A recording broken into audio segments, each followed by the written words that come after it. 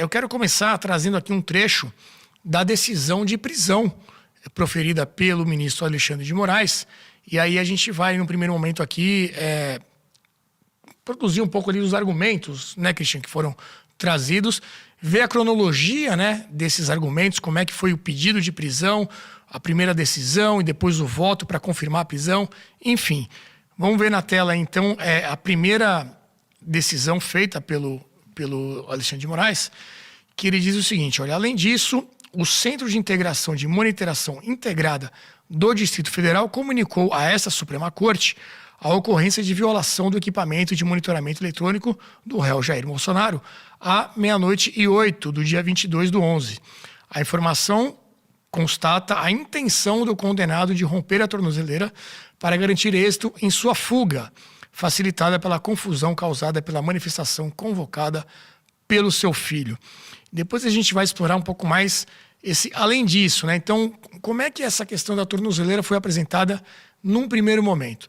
Lobauer, tua visão aí sobre essa situação, agora Bolsonaro preso em regime fechado, os impactos que isso pode ter para o cenário político brasileiro. Boa noite. Boa noite. Olha, Renato, a gente talvez vá conversar um pouco sobre os detalhes do texto e dos votos, mas, sinceramente, eu queria fazer um comentário preliminar.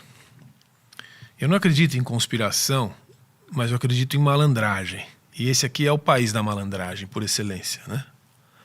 Então, isso que aconteceu nesse fim de semana, a maneira como aconteceu e a análise dos textos e dos votos e das justificativas é mais um capítulo, e provavelmente não é o último, desse sistemático processo de abuso do sistema judiciário brasileiro, do STF e do juiz Moraes em particular. Quer dizer, não dá nem para acreditar que isso está acontecendo e continua desse jeito. É uma sistemática ação de abuso. E, na verdade, para mim, isso acontece desse jeito e com essa visibilidade, porque aí todo mundo esquece, ou não presta mais atenção, no fiasco que foi essa COP30, no desastre que tem sido a administração dos Correios, que é um rombo nunca visto, e quem vai pagar é o contribuinte, nesse desastre que tem sido explicitado e aberto para a sociedade, que é a CPMI do INSS, que aliás hoje foi interrompida. Ou esse caso lamentável, esdrúxulo, internacionalmente bizarro, que é o Banco Master e toda a sua cadeia de relações com os quadros públicos, com figurões da política brasileira. Tudo isso acontecendo e a gente pega o noticiário 24 horas em cima do fato de o ex-presidente ter feito uma intervenção na tornozeleira para derreter. Eu nem olho mais. Nem olho mais. Entendeu? Porque para mim é o seguinte, é malandragem. Tiraram o presidente Bolsonaro do jogo político, ele não volta mais. Eu sinto dizer isso, tenho dito sistematicamente aqui, não volta mais. É um quadro de exceção.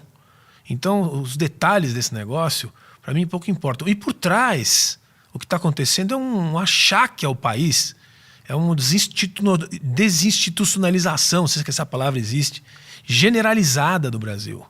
É um ataque às contas públicas, é um roubo do cidadão comum, da classe média, até do pessoal rico tomou tungada desse pessoal. É um negócio surreal que está acontecendo. Então, eu não posso deixar de ficar indignado enquanto a gente gasta toda essa energia que a gente vai gastar agora para analisar tecnicamente os absurdos e os abusos que têm sido feitos com o ex-presidente Bolsonaro, a gente vê por trás da porta um desastre completo de destruição das instituições. E eu ainda me pergunto, onde estavam, em todos esses casos, onde estava a Polícia Federal, onde estava a Receita Federal, onde estava a CVM, onde estão todas as instituições que a gente preza para cuidar para que essas coisas não aconteçam? Não estavam. A imprensa também, né? Para fazer aquela cobertura essa daí, que está fazendo com outras coisas, né? Que você citou. Essa daí, então, vamos combinar, né? A grande imprensa, tem algumas, não dá para generalizar, mas assim, nós não estamos aqui fazendo o que a gente faz porque só por amor à pátria, nós estamos fazendo porque a gente acredita em justiça e em verdade. Porque toda essa mídia que já vem desde 2019 fazendo um desserviço ao país, tá certo? É um negócio que está cobrindo 24 horas o caso Bolsonaro e está ignorando. Quando comenta alguma coisa sobre os sistemas que eu citei, COP, né? Que foi um verdadeiro vexame internacional.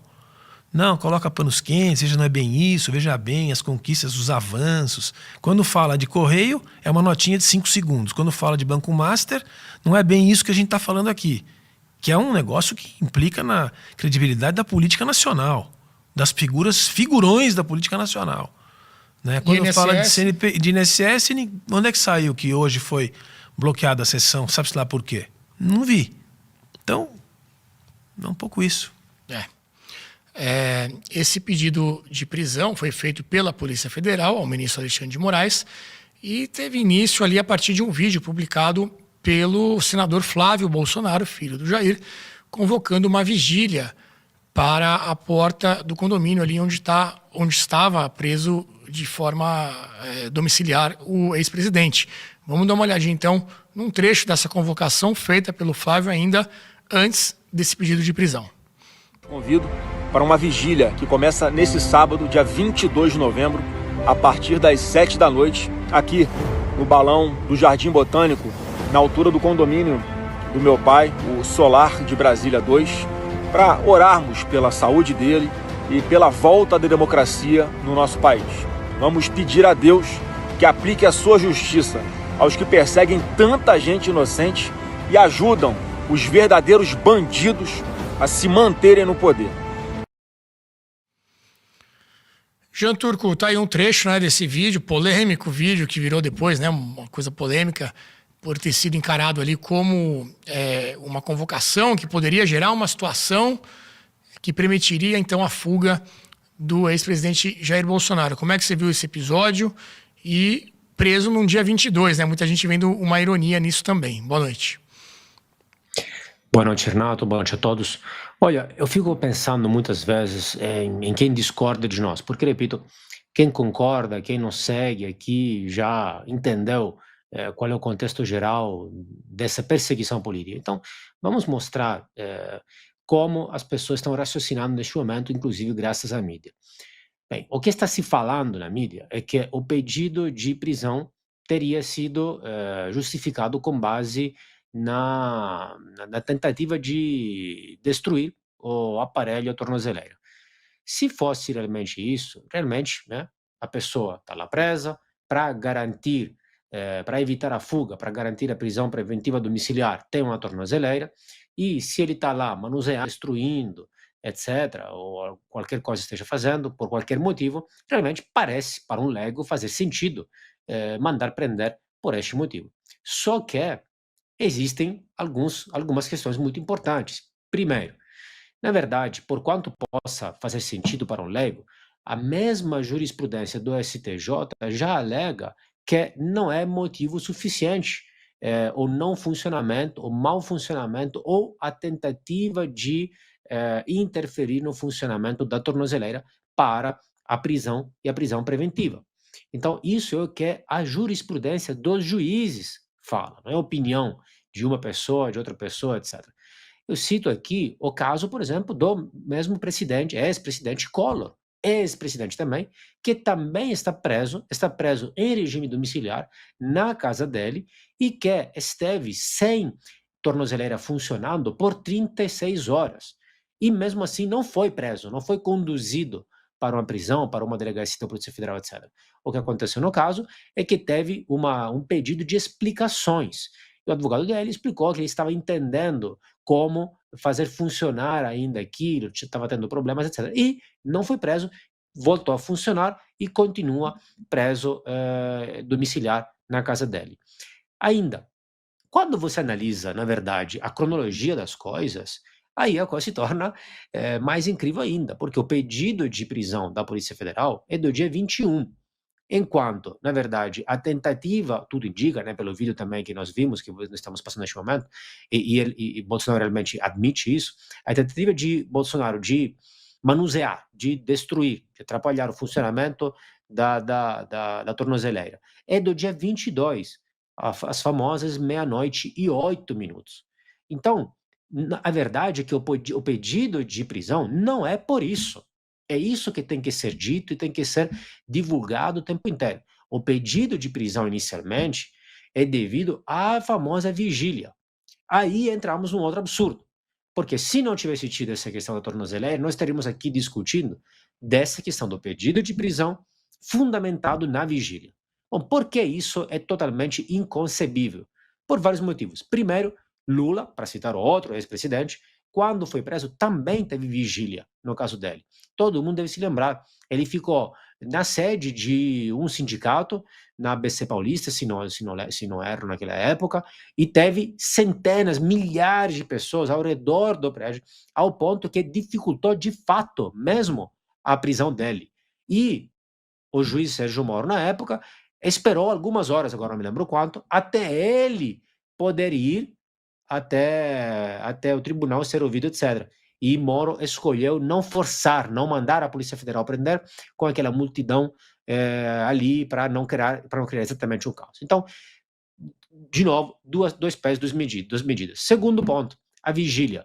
Mesmo se a vigília fosse para isso, vamos supor, para facilitar uma fuga, quem você deveria prender são as pessoas que estão atrapalhando a eventual prisão de Bolsonaro, que estão facilitando a eventual fuga, e não Bolsonaro, porque você não pode responsabilizar uma pessoa pela conduta de outras pessoas. Então, eventualmente, deveriam ser essas pessoas que organizam a vigília, caso se verifique concretamente que seja para impedir a prisão dele, eventualmente seria eles que deveria ser conduzido à prisão. E, em último lugar, vejam que absurdo. Pego este argumento do meu amigo André Marcilha, e ele vem falando nesses dias, o absurdo da prisão fundamentada na vigília é que aí, daqui para frente, se alguém tiver um inimigo político, organiza uma vigília na frente da casa dele, e aí manda prender o cara. Então, é obviamente um argumento por absurdo que não faz o menor sentido. Então, na verdade, o que nós sabemos que o pedido de prisão foi feito com base na vigília e, obviamente, não se sustenta. É o enésimo caso, detalhe técnico, de um processo muito mais amplo, que nós sabemos que, na verdade, tem uma questão política por trás. Sobre o manuseamento, a tentativa de atrapalhar a tornozeleira, com certeza não é a atitude certa a fazer, está errado mesmo, ele tem que dar explicações. Eu procurei online, parece que os laudos médicos alegam que ele realmente está com alguns surtos psicóticos e não está bem de cabeça. Eu tendo a concordar, obviamente não tenho como confirmar isso, tendo a concordar com isso, por quê? Porque não me parece uma atitude irracional. Bolsonaro acabou piorando essa situação e não melhorando. Se tinha a possibilidade, por exemplo, de uma prisão humanitária, agora essa possibilidade ficou ainda mais improvável, mais amena. Então, me parece que realmente ele fez isso em preda a um pânico, um surto psicótico aí. De qualquer forma, está errado, mas o pedido de prisão não foi fundamentado nisso. Essa questão da tornozeleira ganhou mais peso após a divulgação, né, de um vídeo pela Polícia Federal, em que uma agente ali está perguntando, né, para o Bolsonaro o que aconteceu, e aí ganhou muito mais peso para justificar essa prisão do que a questão da vigília, que era, no primeiro momento, o principal argumento. Vamos dar uma olhadinha, então, nesse vídeo, para ver ali como que o Bolsonaro reagiu às perguntas dessa agente. Equipamento 85916-5.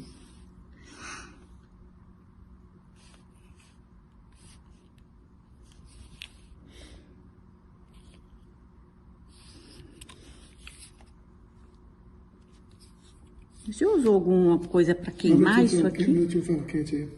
Ferro quente? Curiosidade. Que ferro foi? Ferro de passar? Não, ferro de solda. Ferro de solda, aquele que tem uma ponta? Sim.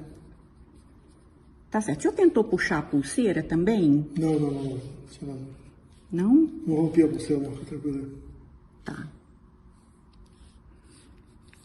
Pulseira aparentemente intacta, mas o case violado. Que horas que o senhor começou a fazer isso, seu Jair? Já final da tarde. Final da tarde? Tá certo. Essa tampa chegou a soltar ou não? Não. Tô limpando aqui, vai então. Boa noite, não. Tá aí, dá para perceber, né? Uma voz bem debilitada, enfim, não estava bem o Bolsonaro. E a CNN traz, inclusive, aquilo que o Jean Turco já adiantou, que o ex-presidente teve quadro de confusão mental e alucinações, segundo um boletim médico. O ex-presidente disse em audiência de custódia que tentou romper o aparelho para checar se havia escuta instalada. Ricardo Gomes, teu primeiro comentário aí sobre esse cenário todo, e agora essa questão da tornozeleira sendo muito citada para justificar a prisão do ex-presidente, né? Muito importante. Boa noite, Renato, boa noite a todos. Primeiro, quero me somar à fala tanto do Lobauer quanto do Jean Turco, né?